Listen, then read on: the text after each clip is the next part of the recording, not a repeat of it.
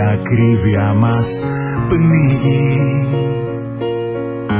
Δεν μας φτάνουν τα λεφτά, μας δουλεύουνε όλοι αυτοί σαν χάζουν και κρατάνε για αυτούς τους μισθούς. Όμως το λέει ο λαός πως όσο κι αν χτυπάς και να μας πολεμάς, όσο κι αν βαράς και να μας τυραννάς, κόστα κόστα θυμήσου αυτό.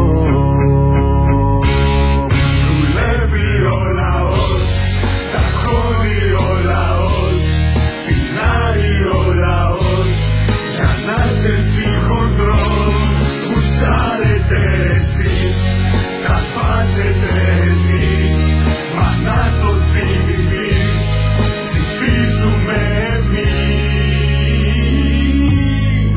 Βλέπω γύρω μου άντζα,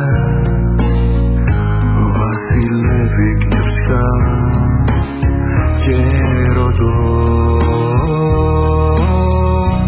είναι κράτος αυτό?